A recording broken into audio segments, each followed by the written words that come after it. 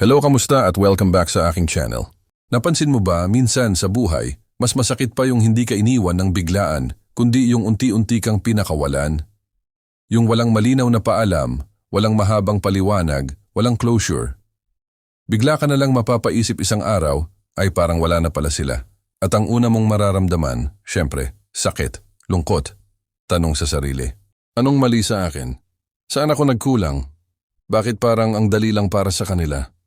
Kung nasa edad ka na hindi na basta-basta nadadala ng drama pero aminado ka pa rin na marunong masaktan, malamang naranasan mo na to. Pwedeng sa relasyon, sa pagkakaibigan, sa pamilya, o kahit sa trabaho. Yung akala mo solid, akala mo pang forever, akala mo kasama mo hanggang dulo, tapos biglang wala na. At dahil sanay tayong tawagin yan na iniwan, doon umiikot ang kwento sa isip natin. Iniwan ako, hindi ako pinili. Hindi ako sapat. Pero paano kung iba ang totoo? Paano kung hindi ka talaga iniwan, pinalaya ka? Hindi agad yan papasok sa utak mo, alam ko. Kasi kapag fresh pa ang sugat, parang insulto pakinggan. Pinalaya? Masakit nga eh.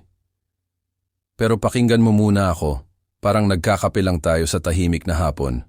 Walang sermon, walang pilit. Kwento lang. May mga tao kasi sa buhay natin na parang sapatos. Hindi dahil tapak-tapak lang, kundi dahil sa simula, sakto. Komportable. Ang saya isuot. Pero habang tumatagal, ikaw ang lumalaki. Ikaw ang nagbabago. Ikaw ang nagmamature. Samantalang yung sapatos, pareho pa rin ang sukat. Kapag pinilit mo pa ring isuot, sasakit ang paa mo. Hindi dahil masama ang sapatos, kundi dahil hindi na siya para sa'yo. Ngayon, kapag hinubad mo ba yon o nasira na kaya hindi mo na maisuot, iniwan ka ba ng sapatos? O iniligtas ka sa mas matinding sakit sa hinaharap? Ganon din ang tao. May mga taong dumating para samahan ka sa isang chapter lang ng buhay mo. Hindi sila kontrabida. Hindi rin sila tadhana hanggang dulo. Parte lang sila ng proseso. Pero dahil marunong tayong magmahal, umaasa tayo. Gusto natin tumagal. Gusto natin buuin kahit malinaw na may bitak na. At dito papasok ang unang mahalagang realization. Minsan, ang pagkawala ng tao sa buhay mo ay hindi parusa, kundi proteksyon. Oo, proteksyon. Kasi kung nanatili sila, baka lalo ka lang naubos, baka lalo mong kinwestiyon ang halaga mo, baka mas lalo kang natutong magtiis sa bagay na hindi na nagbibigay ng kapayapaan. Hindi lahat ng umaalis ay traidor. May iba, kusa man o hindi, nagiging instrumento para ilayo ka sa maling direksyon. Isipin mo yung mga panahong masyado kang nag-adjust. Yung ikaw na lang palagi ang umiintindi. Ikaw ang nagpapakumbaba kahit hindi ka naman mali. Ikaw ang tahimik kahit nasasaktan ka na. Sa totoo lang, hindi ka na partner o kaibigan noon. Para ka ng bisita sa sariling buhay mo. At kapag ganun na, kahit anong kapit mo, may mawawala at mawawala pa rin. Ang totoo, may mga relasyon at koneksyon na parang kulungan. Maganda sa labas, pero sa loob, pakiramdam mo hindi ka makagalaw. Hindi ka makapagsalita ng totoo. Hindi ka makapili para sa sarili mo. Sanay ka na lang na laging may paalam, may takot, may kaba. Kapag umalis yan sa buhay mo, masakit, oo. Pero napansin mo ba, kahit masakit, may konting gaan? Parang may hangin na biglang pumasok sa dibdib mo. Iyon ang kalayaan na ayaw muna nating aminin. May edad na tayo para malaman na hindi lahat ng nananatili ay para sa ikabubuti natin. At hindi lahat ng umaalis ay para sa ikasasama natin. Minsan, kapag iniwan ka ng taong sanay kang sandalan, napipilitan kang tumayo mag-isa. Doon mo marirealize na kaya mo pala. Doon mo makikilala ang sarili mo na matagal mong hindi pinapansin.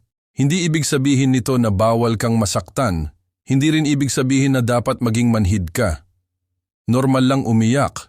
Normal lang malungkot. Normal lang magluksa sa nawalang relasyon o pangarap. Ang hindi normal ay manatili sa kwento na biktima ka lang palagi. Kasi kapag doon ka na tumira, doon ka rin matutuyot. Subukan mong palitan ang tanong sa isip mo. Imbes na, bakit nila ako iniwan?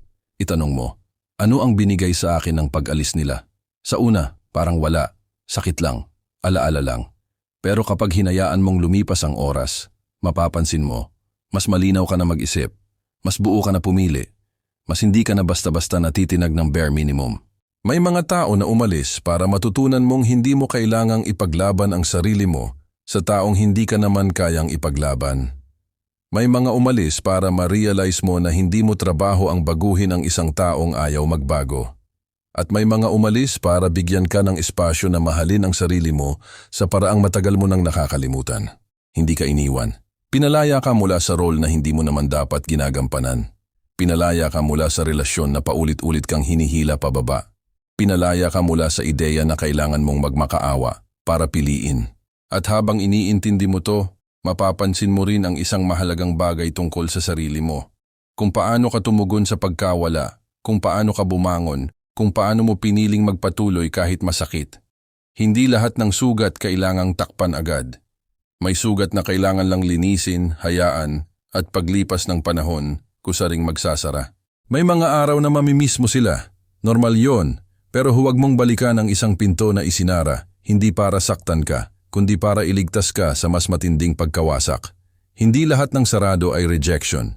May iba, redirection. At dito, dahan-dahan nang pumapasok ang mas malalim na usapan hindi na tungkol sa kanila, kundi tungkol sa iyo. Kung paano ka natutong pumili, magtakda ng hangganan, at makinig sa sarili mong pakiramdam. Kasi sa huli, ang tunay na kalayaan ay hindi lang galing sa pag-alis ng ibang tao, kundi sa desisyon mong huwag nang iwan ang sarili mo kailanman.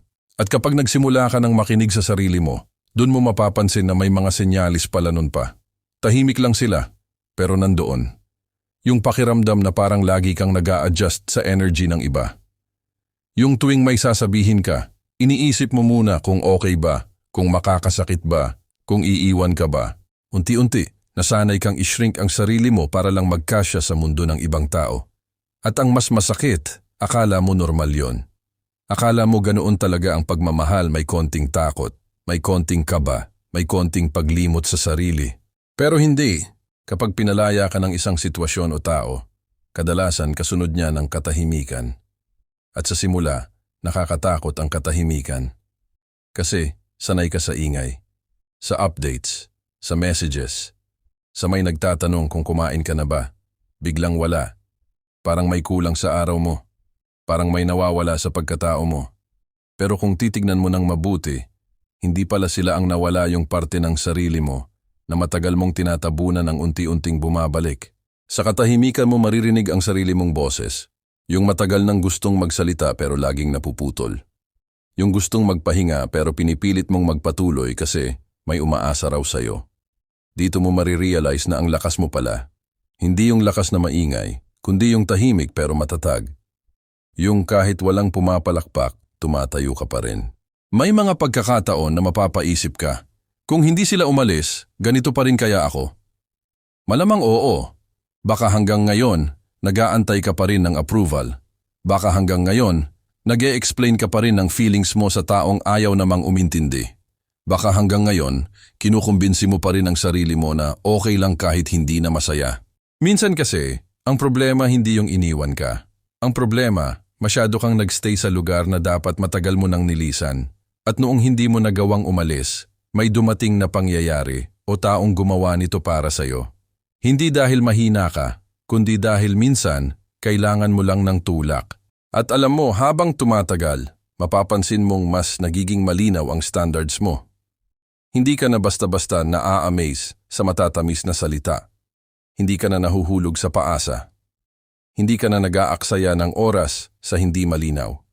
Hindi dahil naging mapagmataas ka, kundi dahil natuto ka. Natuto ka sa sakit na minsang inakala mong sisira sa'yo, pero siya palang humubog sa'yo. Hindi ka na naghahabol, hindi ka na nagmamakaawa, hindi ka na pumipilit. Kapag may gusto, may effort, kapag may halaga ka sa tao, ramdam mo, tahimik pero sigurado. At kapag wala, hindi mo na kailangan ng mahabang paliwanag para umalis. Hindi ka na galit. Hindi ka na bitter. Pagod ka lang sa half-hearted na koneksyon. May edad na tayo para malaman na ang kapayapaan ay mas mahalaga kaysa sa presence ng maling tao. Hindi lahat ng kasama ay kakampi. Hindi lahat ng matagal ay tama. At hindi lahat ng masakit ay masama. May sakit na nagtuturo. May luhang naglilinis ng mata para mas malinaw kang makakita sa susunod. At habang naghihil ka, may mapapansin kang pagbabago sa sarili mo. Mas maingat ka na sa pinapapasok mo sa buhay mo. Hindi dahil takot ka ng masaktan, kundi dahil alam mo na ang halaga mo. Hindi mo na kailangang patunayan ang sarili mo sa kahit kanino. Kung gusto ka, welcome. Kung hindi, okay lang. Hindi naguguho ang mundo mo. Dati, takot kang mapag-isa. Ngayon, natutunan mong hindi pala kalaban ang pagiging mag-isa. Dito mo nakilala ang sarili mo. Dito ka natutong tumawa mag-isa, magdesisyon mag-isa, magpatawad mag-isa. At sa proseso, napansin mong hindi ka pala kulang. Hindi ka pala basyo. Hindi ka pala iniwan sa ere. Pinauwi ka lang sa sarili mo. At minsan, habang naglalakad ka sa ordinaryong araw habang naghuhugas ng pinggan, naglalakad sa gabi, o tahimik na umiinom ng kape, bigla mong mararamdaman yung gaan. Hindi na masakit tulad ng dati. May alaala pa rin, oo, pero wala na yung bigat. Wala na yung tanong na bakit, napalitan na ng buti na lang. Buti na lang umalis sila, buti na lang natapos, buti na lang hindi natuloy ang hindi naman talaga para sa'yo. At doon mo maiintindihan na ang tunay na closure hindi galing sa paliwanag ng ibang tao. Galing yon sa desisyon mong tanggapin na may mga bagay talagang hindi na kailangan ng sagot para mag-move on. Hindi lahat ng tanong kailangang sagutin, may iba, kailangang bitawan. Habang nagpapatuloy ka, mas nagiging malinaw na ang kalayaan ay hindi lang kawalan ng sakit, kundi kakayahang pumili ng tama para sa sarili mo kahit mahirap, kahit may lungkot, kahit may takot. At sa puntong ito, hindi mo na hinahanap kung sino ang umalis. Mas interesado ka na kung sino ang nananatili, lalo na yung isang taong matagal mo nang napapabayaan, ang sarili mo. At kapag dumating ka sa puntong iyon, mapapansin mo na hindi na ganon ka-reactive ang puso mo. Dati, konting scene lang, konting delay sa reply, konting pagbabago sa tono, nababasag ka na. Ngayon, napapangiti ka na lang. Hindi dahil wala ka ng pakialam, kundi dahil hindi mo na hinahayaan na ang kilos ng iba ang magdikta ng halaga mo. May tiwala ka na sa sarili mo. May tiwala ka na kaya mong harapin ang kahit anong dumating, may kasama man o wala. May kakaibang tapang ang taong minsang nasaktan pero piniling maghilom ng maayos. Hindi siya yung palaging galit. Hindi rin siya yung todo bantay. Tahimik lang siya, pero malinaw ang boundaries. Alam niya kung saan siya lulugar. Alam niya kung kailan aalis. At higit sa lahat, alam niya na hindi niya kailangang ipagkait ang sarili niya para lang tanggapin ng iba. Kung iisipin mo, ang pag-alis ng mga taong hindi talaga para sa'yo ay parang pag-alis ng mga dahong tuyo sa puno. Sa una, parang ang lungkot tingnan, parang ang hubad. Pero kailangan yon para makapaghanda sa bagong usbong. Hindi ka magiging mas malago kung punong-puno ka pa rin ng mga bagay na patay na. Kailangan ng espasyo para sa bago. Kailangan ng hangin. Kailangan ng liwanag. At oo, darating ang panahon na may makikilala ka ulit. Pwedeng kaibigan, pwedeng partner, pwedeng pagkakataon. Pero sa pagkakataong ito, iba ka na.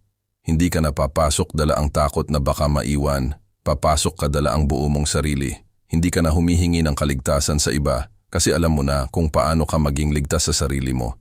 Hindi ibig sabihin ito na sarado ka na sa pagmamahal. Mas bukas ka nga pero sa tama, sa malinaw, sa may respeto, sa may consistency. Hindi na sa puro pangako, hindi na sa puro simula. Natuto ka ng pahalagahan ng continuity, hindi lang kilig. At kung sakaling dumating ulit ang araw na may umalis na naman, oo, may kirot pa rin, tao ka Pero hindi ka na dudurog, hindi ka na mawawala sa sarili mo.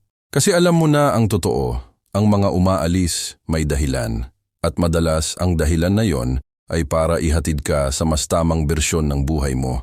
Kaya kung may pinagdadaanan ka ngayon, kung may katahimikan na parang mabigat, kung may espasyong biglang lumaki sa araw mo, huwag mong punuin agad ng ingay. Pakinggan mo muna, baka may tinuturo, baka may ibinubulong, baka sinasabi lang sa'yo na panahon na para piliin mo ang sarili mo, hindi bilang huling option, kundi bilang pangunahing desisyon.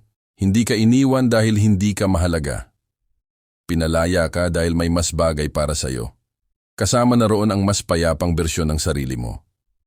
At sa mundong punong-puno ng ingay, drama at pilitan, ang taong marunong pumili ng kapayapaan ay hindi talunan. Siya ang tunay na panalo. Kung may kwento ka na kahawig nito, kung may taong umalis at kalaunan mo lang naintindihan kung bakit, pwede mong ibahagi sa comments.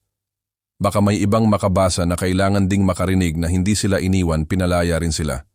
At kung ramdam mo ang mensaheng ito, I-like mo ang video at mag-subscribe ka para sa mas marami pang kwentong totoo, tahimik, pero may lalim. Quick lang, bago makalimutan, i-comment mo kung saan ka nanonood. Gusto ko makita kung saan umaabot tong channel na to. Tandaan mo, hindi mo kailangang habulin ang mga umaalis. Ang kailangan mo lang ay huwag iwan ang sarili mo. Magpatuloy ka. Dahan-dahan man o mabilis, basta pasulong. Darating ang mga tamang tao sa tamang oras kapag buo ka na. At hanggang sa araw na yon, sapat ka. Quick lang, bago makalimutan. I-comment mo kung saan ka nanonood. Gusto kong makita kung saan umaabot tong channel na to.